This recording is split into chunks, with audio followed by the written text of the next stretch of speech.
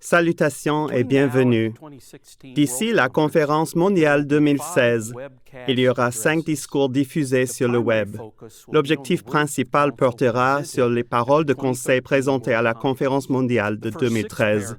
Les 6 paragraphes feront l'objet de ce discours. Expérimentons une fois de plus la présentation initiale de ces paragraphes. Communauté du Christ, une vision divine vous est présentée au fil des années à travers de nombreuses phrases et de nombreux symboles inspirés. Elle se présente aujourd'hui sous la forme d'initiatives en harmonie avec la mission de Jésus-Christ. En tant qu'aventure spirituelle, suivez avec courage les initiatives vers le cœur de la vision de Dieu pour l'Église et pour la création.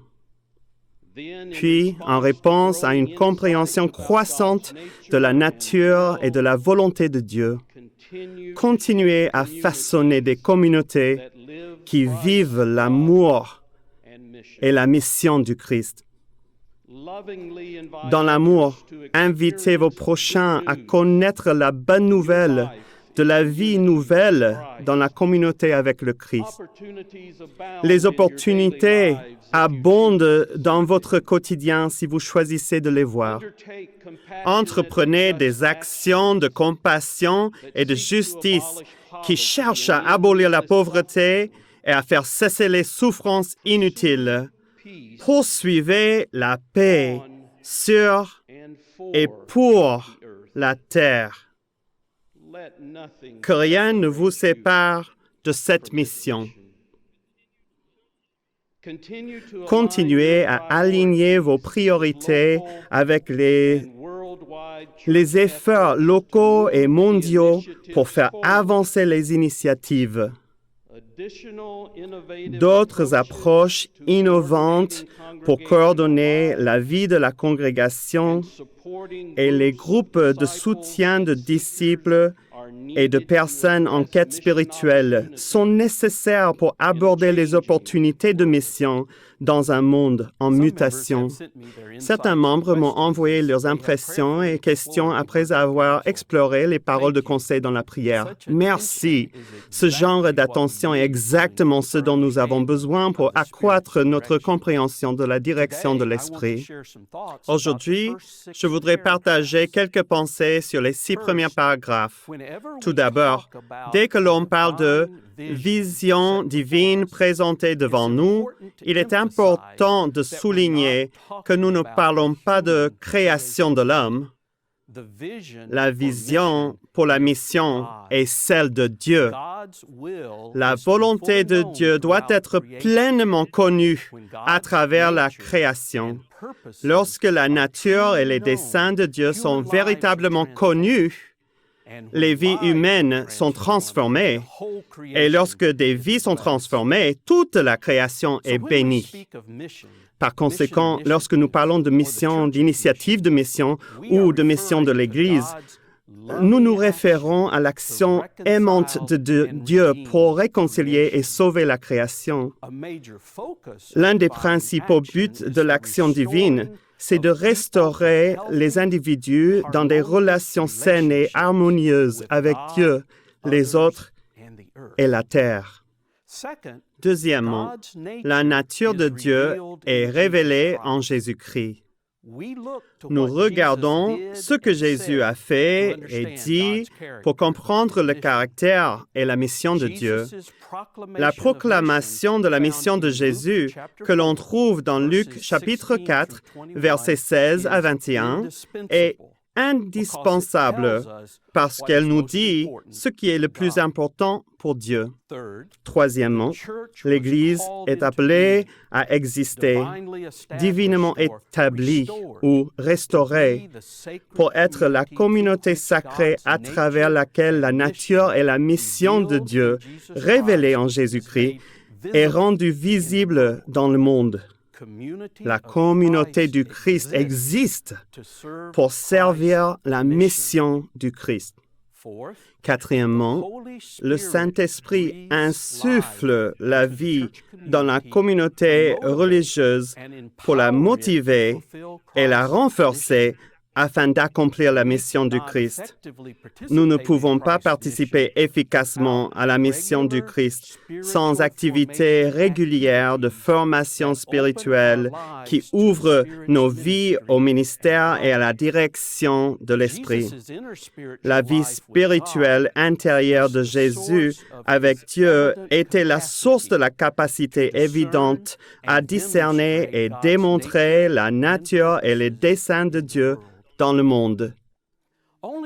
Ce n'est que par le biais de l'éveil spirituel continu, du discernement et de la transformation que nous pouvons efficacement nous engager dans la mission du Christ. C'est pourquoi les paroles de conseil déclarent, en tant qu'aventure spirituelle, suivez avec courage les initiatives vers le cœur de la vision de Dieu pour l'Église et pour la création. Diana Butler-Bass déclare, s'éveiller spirituellement signifie que nous développons une nouvelle prise de conscience de l'énergie de Dieu dans le monde afin de discerner ce qui est nécessaire et d'ouvrir des possibilités pour l'épanouissement humain. Le discernement mène à une nouvelle compréhension de soi, de son prochain et de Dieu, une vision de ce qui peut et devrait être. Ainsi, l'éveil requiert que nous agissions à partir d'une nouvelle vision. Ce qui fera une différence à l'avenir, c'est l'éveil dans une foi qui communique pleinement l'amour de Dieu. Un amour qui transforme notre manière de croire, ce que nous faisons et qui nous sommes dans le monde. À travers des pratiques spirituelles de quiétude, d'attention dans la prière et d'écoute, nous vivons des rencontres entre le divin et l'humain qui transforment nos vies. Nous sommes guéris à nos plus hauts niveaux d'insécurité et de douleur égocentrique. Nous apprenons à désirer Dieu et puis avec Dieu. Nous sommes libres d'aimer radicalement les autres dans une véritable communauté qui reflète la nature et les desseins de Dieu. Le besoin et l'invitation s'expriment particulièrement bien à travers le cantique 151 de la communauté du Christ, « Come and find the quiet center ». Viens et trouve le calme milieu dans la vie tumultueuse que nous menons. Trouve l'espace pour contre l'espoir. Trouve le cadre où nous sommes libérés. Efface le chaos et le désordre. Ouvre nos yeux pour que nous puissions voir toutes les choses qui comptent vraiment pour être en paix et pour être tout simplement. Ceci étant dit, je voudrais commenter les 5 initiatives de mission affirmées dans le Conseil. Les initiatives ne sont pas une liste de tâches pour attirer l'attention et concurrencer d'autres activités de l'Église. Elles sont fondamentales et essentielles dans la vie de l'Église.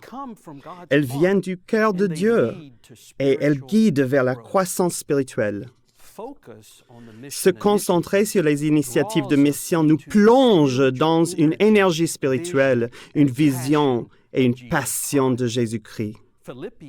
Le verset 5 au chapitre 2 dans Philippiens dit « Ayez en vous les sentiments qui étaient en Christ Jésus. » En incorporant l'Esprit du Christ en nous, individuellement et collectivement, nous vivons de plus en plus dans l'unicité avec Dieu, Christ, le Saint-Esprit, qui sont pleinement un dans l'amour et les desseins divins. Nous montrons différents aspects de la mission du Christ pour souligner la pleine portée de sa mission. Toutefois, toutes les initiatives de mission doivent fonctionner ensemble pour exprimer tout l'esprit et toute la mission du Christ. Se concentrer sur une ou deux initiatives diminue leur pouvoir holistique et spirituellement transformant. Une manière d'envisager l'interrelation des initiatives de mission, c'est de les voir comme les ficelles entrelacées d'une corde. Tous les éléments sont nécessaires pour que la corde soit solide et totalement fonctionnelle. Tout élément manquant ou affaibli compromet l'ensemble. En tant qu'Église mondiale, nous devons nous baser sur toutes les initiatives de mission. Nous devons nous efforcer d'aligner notre personnel, nos ressources, nos structures, nos relations, nos budgets et nos dons sur les initiatives. Aussi, laissez-moi vous donner quelques mises à jour. Premièrement, invitez les gens au Christ. Je suis inspiré par le témoignage de la congrégation de Washington dans l'Indiana. Cette congrégation était une petite congrégation rurale, comme certaines en stagnation et en baisse progressive. En réponse, la congrégation a entamé un processus de formation spirituelle avec 2 évangélistes. Ainsi, certains membres ont commencé à prier sur la prière de mission. La prière de mission est la suivante. Dieu, où ton esprit guidera-t-il aujourd'hui? Aide-moi à être pleinement éveillé et prêt à répondre. Donne-moi le courage d'essayer quelque chose de nouveau et de devenir une bénédiction de ton amour et de ta paix. Amen. Le processus de formation spirituelle et la prière de mission quotidienne ont été essentiels dans ce qui est arrivé par la suite, tandis qu'un membre, Jerry, pria régulièrement la prière de mission et commença à prendre conscience de l'émergence future de Dieu dans sa vie quotidienne. Il travaillait en tant que shérif.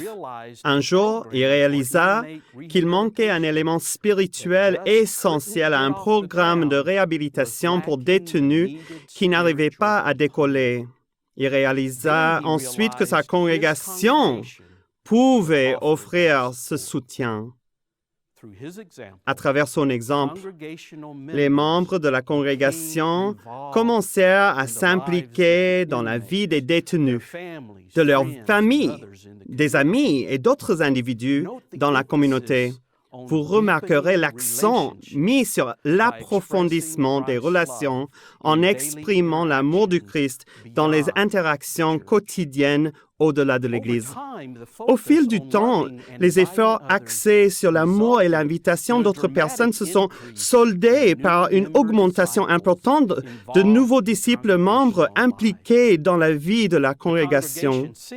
Depuis, la congrégation a agrandi sa chapelle et cherche un lieu plus grand pour se réunir. La vitalité spirituelle est évidente. Et si nous nous mettions tous à prier quotidiennement la prière de mission, si c'était le cas et que nous voulions répondre aux opportunités qui émergent, le nombre de disciples, membres actifs servant la mission du Christ augmenterait considérablement. À cette fin, les paroles de conseil nous appellent à, dans l'amour, invitez vos prochains à connaître la bonne nouvelle de la vie nouvelle dans la communauté avec le Christ. Les opportunités abondent dans votre quotidien si vous choisissez de les voir. Qu'en est-il de abolir la pauvreté et faire cesser les souffrances? La voix de l'Esprit nous appelle à entreprenez des actions de compassion et de justice qui cherchent à abolir la pauvreté et à faire cesser les souffrances inutiles. Laissez-moi commenter les mots « souffrance inutile ». Certaines souffrances font tout simplement partie du fait d'être des humains imparfaits dans un monde imparfait. En fait, certaines souffrances peuvent stimuler une croissance personnelle.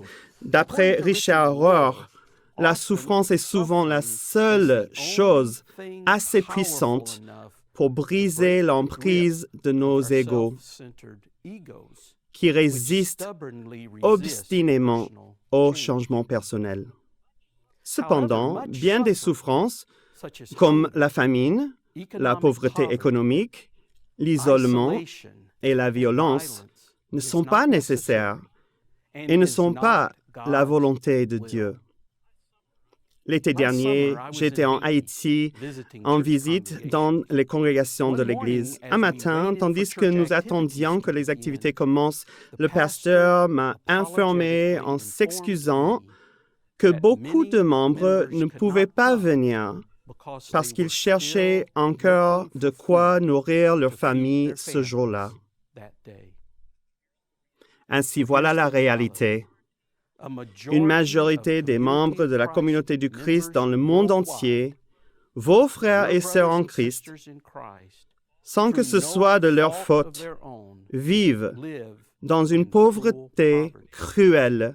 Ils sont piégés dans des systèmes sociaux, politiques et économiques qui font d'eux des prisonniers de la pauvreté. Puisqu'on nous dit dans les Écritures qu'il y en a assez et de reste en réserve sur terre, la pauvreté n'est pas éthiquement ou spirituellement acceptable. Je suis heureux d'annoncer que le colloque de la paix 2014, prévu du 24 au 26 octobre au Temple à Indépendance, Missouri, sera axé sur abolir la pauvreté, faire cesser les souffrances. Le thème du colloque de la paix 2014 est « Pauvreté, Dieu pleure ». Durant le colloque, nous explorerons les véritables causes de la pauvreté, ce qui s'avère efficace pour réduire la pauvreté et, inversement, ce qui part d'une bonne intention mais qui s'avère inefficace.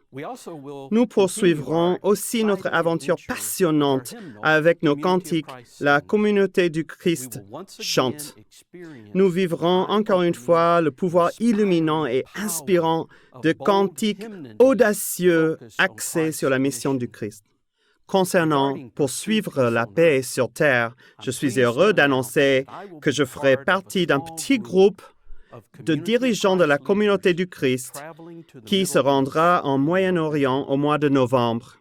Nous rejoindrons une délégation de chrétiens pour la paix au Moyen-Orient. Ce groupe travaille sur une résolution pacifique dans un vieux conflit israélo-palestinien. Ce conflit est une menace importante pour la paix au Moyen-Orient et dans le monde. Notre voyage inclura des visites en Israël et en Palestine. Nous sollicitons votre soutien dans la prière tandis que nous voyagerons sous la bannière de la paix du Christ dans cette partie instable du monde. Le dernier paragraphe de cette partie du Conseil affirme « Continuez à aligner vos priorités avec les efforts locaux et mondiaux pour faire avancer les initiatives. D'autres approches innovantes pour coordonner la vie de la congrégation et les groupes de soutien de disciples et de personnes en quête spirituelle sont nécessaires pour aborder les opportunités de mission dans un monde en mutation. De grands changements culturels se profilent dans le paysage religieux des nations, particulièrement dans celui des cultures de l'Occident. Diana Butler Bass a observé ceci. Toutes sortes de gens, même des chrétiens fidèles, matures, trouvent la religion conventionnelle de moins en moins satisfaisante, vont de moins en moins régulièrement à l'Église et aspirent à de nouvelles expressions d'une communauté spirituelle. Les moyens connus d'être une Église nécessitent un ajustement pour répondre pleinement à la formation de communautés et aux opportunités de la mission aujourd'hui et à l'avenir. À cet effet, l'Esprit appelle l'Église à créer des moyens innovants de connecter les disciples et les personnes en quête spirituelle localement et mondialement pour une formation spirituelle et communautaire en Christ. Des essais sont déjà en cours dans certains champs. Nous avons à accélérer ces efforts. Pour conclure, les paroles de conseil parlent d'une aventure spirituelle à laquelle tous sont appelés. Cette aventure spirituelle est la mission de Dieu incarnée en Jésus-Christ et renforcée par le Saint-Esprit aujourd'hui. Parce qu'il s'agit d'une initiative de Dieu, il n'y a pas de doute que la mission est vraie et sera accomplie. Christ nous exhorte à apporter nos expériences quotidiennes, nos dons, nos relations et nos ressources pour contribuer à la mission. La question principale est à quel point allons-nous y répondre? Si cette question semble difficile, il y a de bonnes nouvelles. Derrière se trouve l'invitation du Christ de s'immerger dans l'Esprit de Dieu. Le renouveau spirituel et la croissance apporteront une guérison intérieure, une paix, une vision et une énergie. Pour ceux qui prennent spirituellement vie en Christ, l'implication dans sa mission est joyeuse, profondément significative et libératrice. Merci pour tout ce que vous entreprenez pour soutenir l'Église dans toutes ses expressions. Que Dieu vous bénisse tandis que nous continuons notre voyage de la foi, particulièrement dans les prochaines semaines, alors que nous allons avec Jésus à la croix pour partager les merveilles de la résurrection.